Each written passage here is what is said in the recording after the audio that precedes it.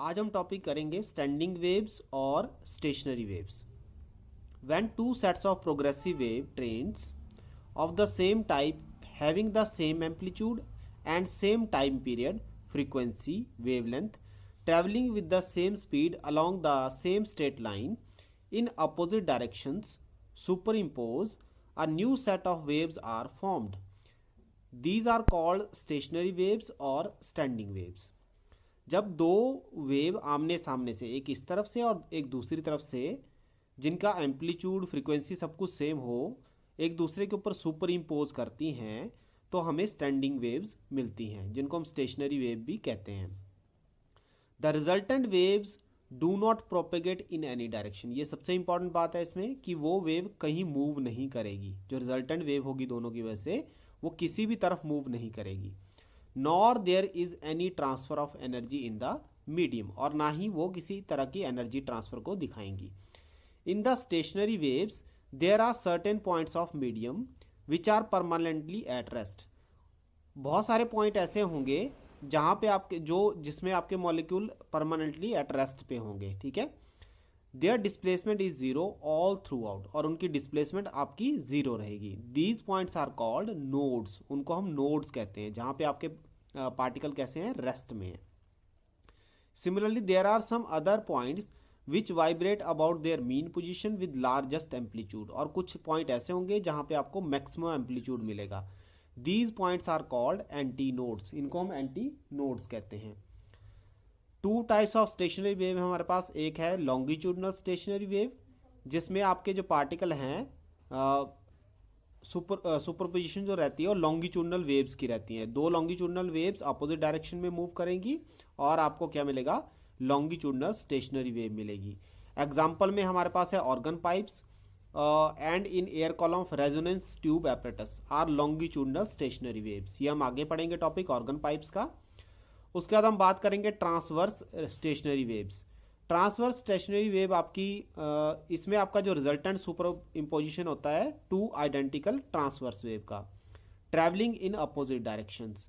For example इसमें हमारे पास रहता है stationary wave produced on the vibrating string of a sonometer are transverse stationary wave. तो सोनोमीटर क्या होता है, ये हम प्रैक्टिकल में इसको देखेंगे।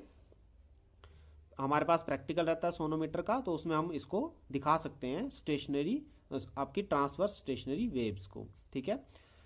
फिर इसमें हमारे पास कुछ नोड्स और एंटी नोड्स बनते हो, मैं आपको यहाँ डायग्राम में समझा देता हूँ।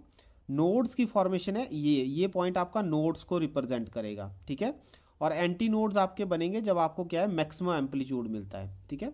तो इसमें आप इस डायग्राम को ज़्यादा अच्छे से समझना चाहते हो तो ये आपके पास डायग्राम रहेगा। ये देखिए, यहाँ पे आपके पास एम्पलीट्यूड कैसा है, मैक्सिमम है। मैक्सिमम पार्टिकल ऊपर की तरफ को और वैसे ही पार्टिकल नीचे की तरफ को मूव कर रहे हैं, तो ये आपका एंटी नोड को रिप्रेजेंट करेगा, ये पॉइंट।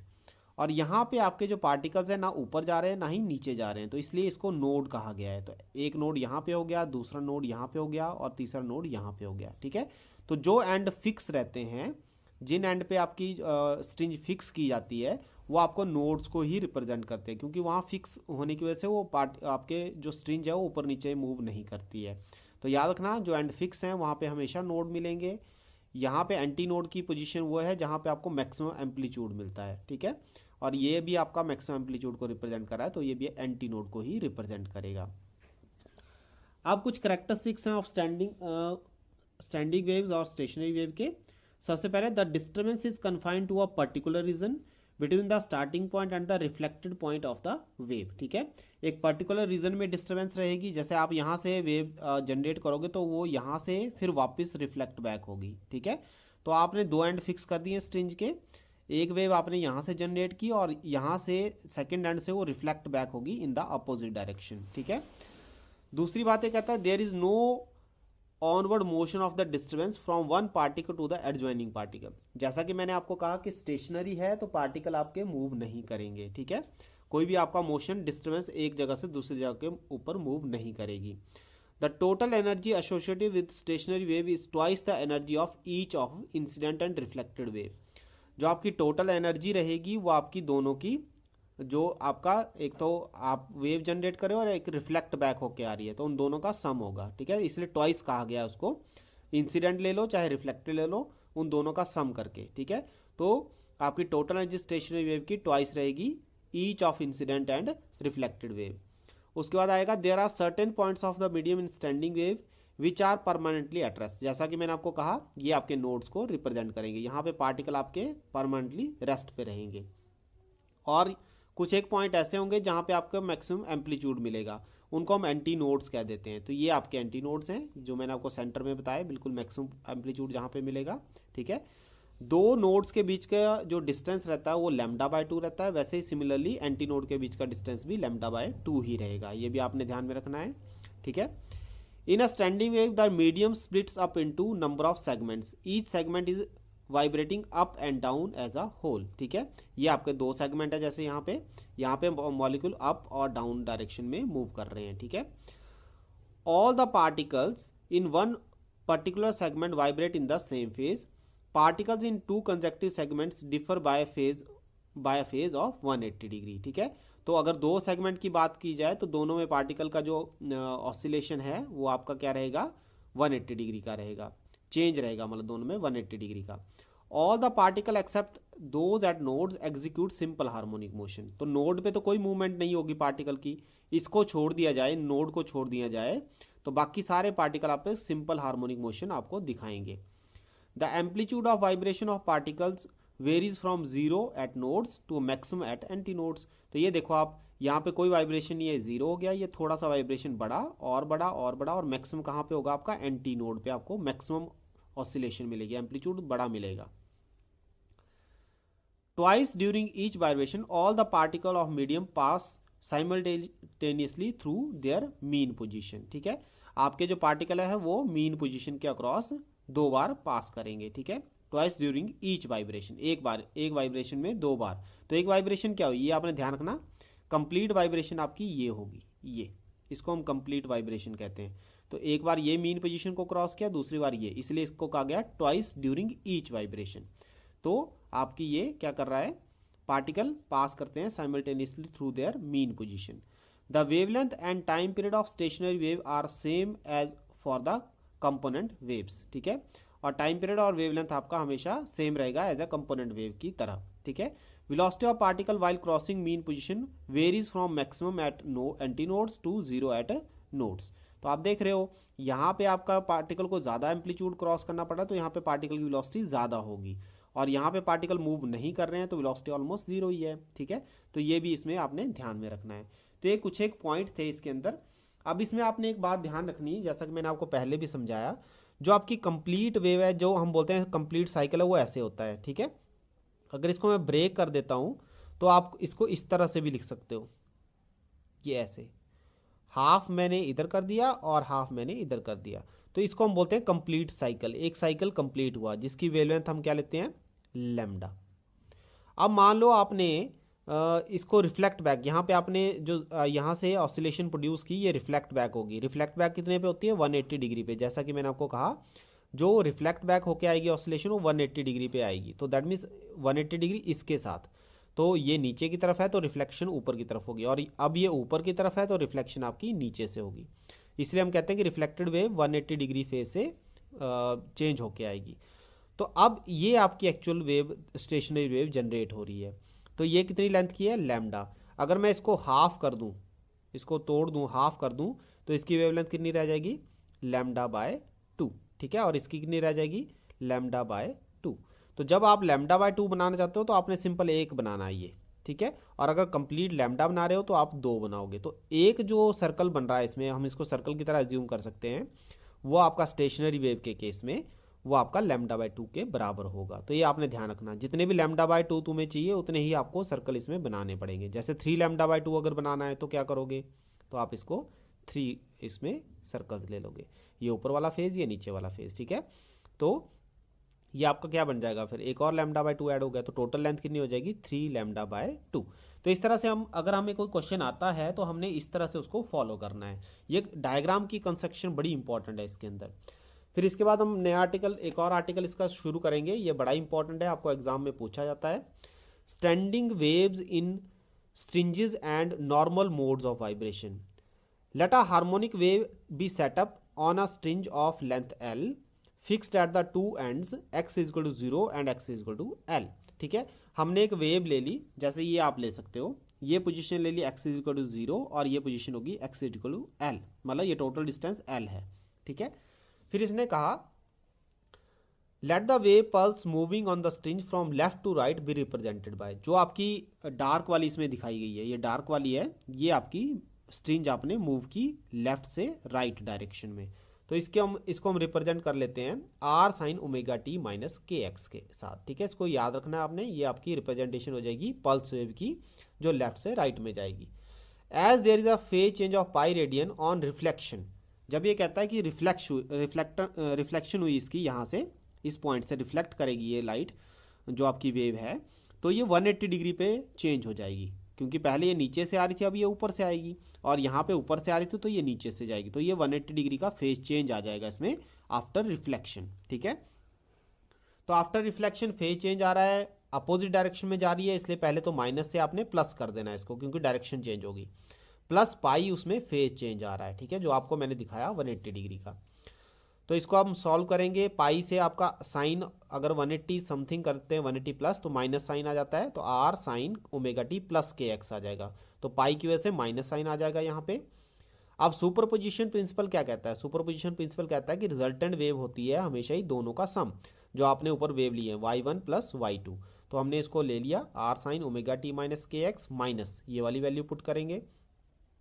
फिर ट्रिग्नोमेट्री में एक रिलेशन रहता है sine C minus sine D होता है 2 cos of C plus D by 2 sine of C minus D by 2, तो माइनस इसकी वजह से आ जाएगा। ठीक है, आपका सिंबल है यहाँ पे minus, minus 2r cos of omega T, cos of ये क्या आएगा, अब देखो कॉस आपका सी प्लस डी, सी क्या है इसमें omega T minus K x और डी क्या है omega T plus K x. जब इनको सॉल्व करोगे आप दोनों को, तो ये आपके पास क्या आ जाएगा, के एक्स से के एक्स कैंसिल हो जाएगा, ओमेगा टी से ओमेगा टी ऐड होगा तो 2 ओमेगा टी, 2 से 2 आपका कैंसिल हो गया। ठीक है, फिर आप साइन ले लोगे सी माइनस टी, सी माइनस टी मतलब इससे ये माइनस करना है आपने, जब इससे ये माइनस करोगे तो ओमेगा टी से ओमेगा टी कैंसिल हो जाएगा, minus K X minus K X minus 2 के एक्स आ जाएगा, माइनस 2 से 2 कट जाएगा, और आपका जो माइनस रहेगा यहाँ पे माइनस के एक्स का वो आपने आगे ले लिया है, ये आपका माइनस इस वजह से आया है साइन के एक्स की वजह से। तो सिंपल मैथमेटिक्स से आप इसको सॉल्व कर सकते हो।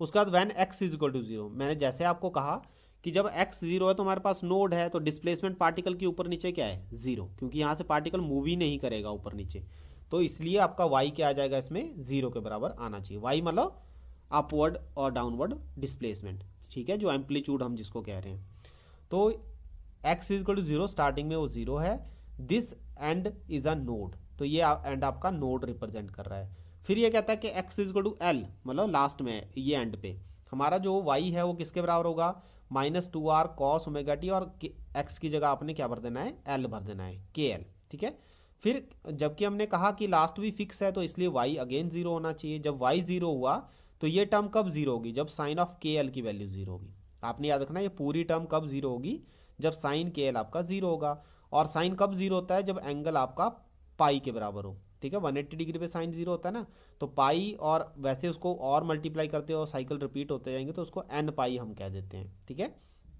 तो यहाँ से अगेन के क्या है 2 pi by lambda, spring constant है।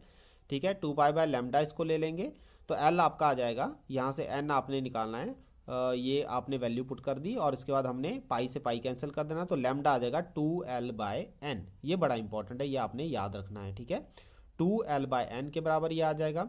अब इसका यूज आपने याद, इसका जो वैल्यू है ये आगे आपने याद रखनी है कि लैम्डा कितना है 2l बाय एन के बराबर है। फिर हम क्या करते हैं, first harmonic mode of vibration को स्टडी करते हैं। तो हमने जो पिछली इक्वेशन है जो अभी मैंने आपको बताई n इज इक्वल टू 1 अगर उसमें पुट करते हैं तो लैम्डा 1 हमने उसको कह देना है। जब n इज इक्वल टू 1 है तो उसको लैम्डा 1 लेंगे, 2l बाय एन, एन की जगह क्या भर दिया 1, तो l कितना आ जाएगा लैम्डा 1 बाय 2। अब देखो कैसा डायग्राम बनना चाहिए, तो मैंने आपको क्या कहा l लैम्डा 1 बाय 2 आ रहा है ना, तो आपका डायग्राम ये सिंगल वाला बनेगा, तो ये हमने बनाया हुआ है। ठीक है, l is equal to lambda 1 by 2, ये आपका हाफ डायग्राम बना। ठीक है, उसके बाद इसके लिए फ्रीक्वेंसी होती है वेलोसिटी अपॉन वेवलेंथ, तो वेलोसिटी आपकी फिक्स है जो भी आपने एज्यूम किया, और वेवलेंथ आपकी लैम्डा 1 आ गई। ठीक है, तो v बाय 2l आ जाएगा, तो ये बन गई इक्वेशन नंबर 3। इसको बोलते हैं हम न्यू वन को, न्यू बोलते हैं इसको, ठीक है, NUE न्यू। न्यू वन जो आपका है ये हमारा रिप्रेजेंट कर रहा है फंडामेंटल मोड को, और इसको हम फर्स्ट हार्मोनिक भी कहते हैं। फिर हमने n इक्वल टू 2 पुट किया, इक्वेशन आपकी यही रहेगी बेटा, ठीक है। आपने बार बार ध्यान रखना है कि लैम्डा इक्वल टू 2l/n में आपने वैल्यू पुट करनी है। तो जब मैंने n इक्वल टू 2 पुट किया तो ये लैम्डा का लैम्डा 2 हो जाएगा, 2l/2 आ गया, तो l आ गया लैम्डा 2 के बराबर, मतलब l लैम्डा आ गया, ठीक है। तो लैम्डा के बराबर आ गया, तो आपको पता है लैम्डा के लिए इक्वेशन कैसे बनेगी, जो मैंने आपको समझाया है। ये कंप्लीट वेव बनेगी और ये रिफ्लेक्ट बैक होके वापस आ रही है, तो ये आपका l इक्वल टू लैम्डा आ गया, टोटल लेंथ, ठीक है। तो l लैम्डा को हमने लैम्डा 2 माना है, ये अलग बात है, अदरवाइज है वेव लेंथ ही है, ठीक है।